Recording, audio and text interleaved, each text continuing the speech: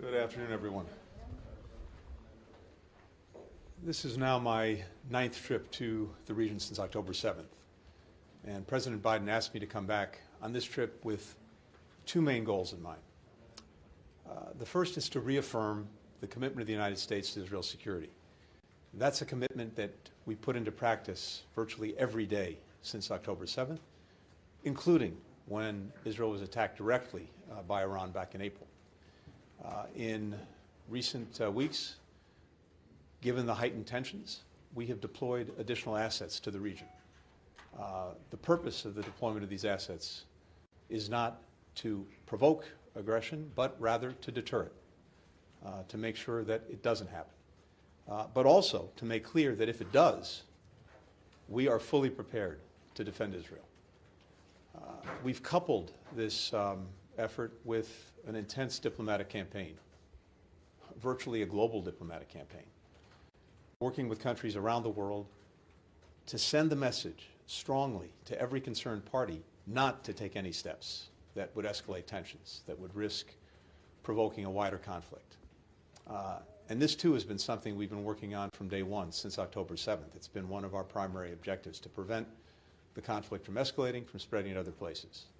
And so this coupling of our military commitments, our security commitments, with an intense diplomatic campaign is something that I'm pursuing on this trip, again, with the intent of making sure that we deter further conflict, but that we're also clearly prepared to defend against it if it comes.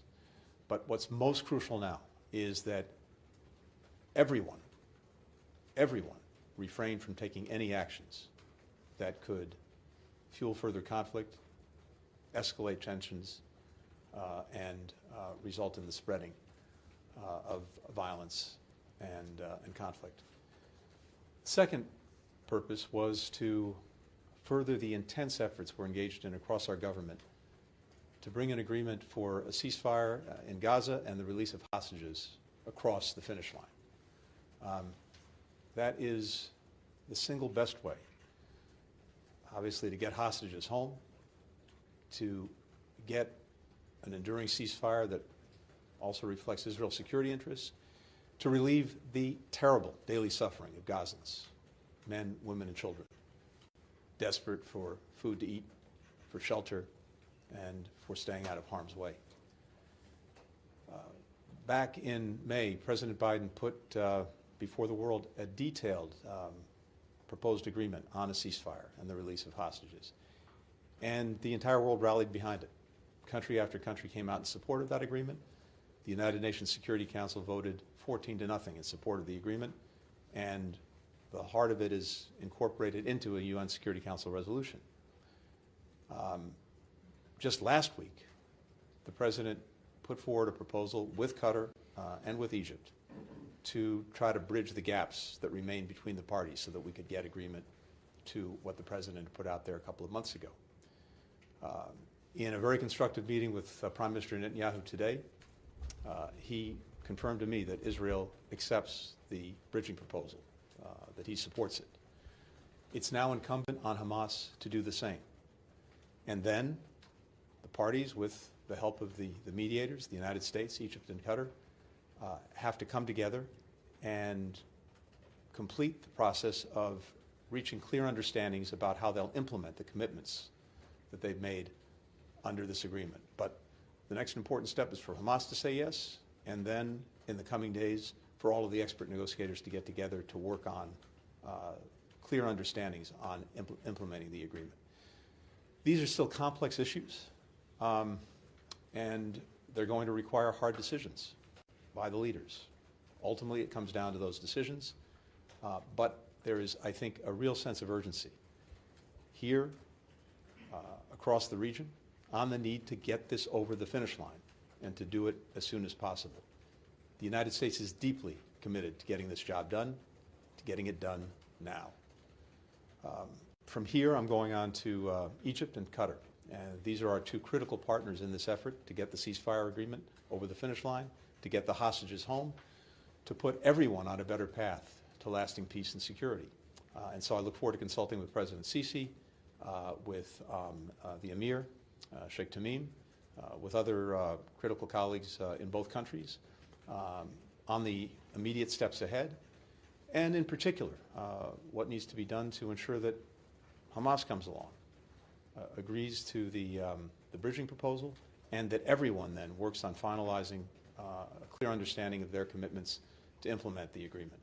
That's where we are, and again, I just say that for us, for President Biden, there's a deep sense of urgency in getting this done. And I also hear that throughout this country as well as throughout the region. It's the single best way not only to get the hostages home, to ease the suffering of people in Gaza, it's also the best way to make sure that conflict doesn't spread, that we don't see escalation, that we can actually diffuse some of the pressure points that we see throughout the region, and then open prospects for trying to build a more enduring peace and security for everyone throughout the Middle East. Happy to take some questions.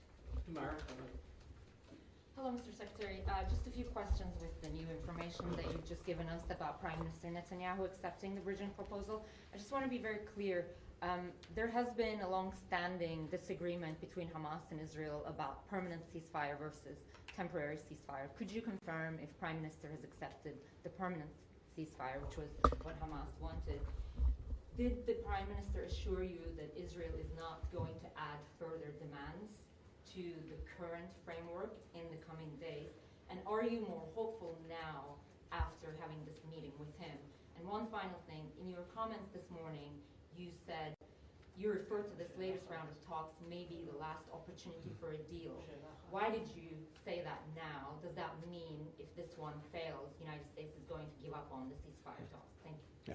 Well, first, to take the last part of the question first, no, we're never giving up. But what we know is this: with every passing day that there's not an agreement, two things can happen. One is, of course, more hostages can perish, and second, intervening events come along that may make things even more difficult, if not impossible, and we've experienced that throughout this process.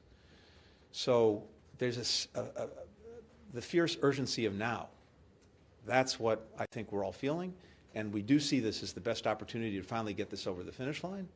We'll never give up on it, but the challenge is, the longer this goes on, the more, again, hostages will suffer and possibly perish, and the more other things happen that could make things impossible. So that's why we're so intensely focused on getting this done and getting it done now.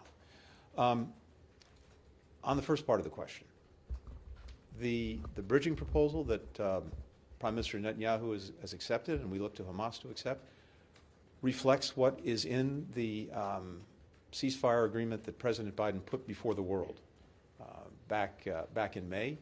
That's incorporated into a UN Security Council resolution, and that makes clear that this process will proceed in phases. A first initial ceasefire over the course of 6 weeks, in which hostages are released, prisoners are exchanged, and negotiations commence on the conditions necessary for an enduring ceasefire. That's what the deal says. That's what's reflected in what was put before the world, and the world endorsed, the Security Council endorsed, and the bridging proposal was to try to close some gaps or to clarify different parts of this agreement that needed clarification. Now, what the challenge is, besides Hamas agreeing to the bridging proposal, is to make sure that there are clear understandings on how the different parties are going to make good on their commitments, how they're actually going to implement this agreement. And that's what is so necessary, and I don't want to at all minimize the challenge. These are complex issues, but that's also why we have expert negotiators who are working on this. I should have mentioned as well, Prime Minister Netanyahu committed to sending his senior expert team back to either Doha or to Egypt to try to complete this process. But we look to Hamas, first and foremost, to get behind the bridging proposal, and then to join everyone in trying to get a clear understanding on how the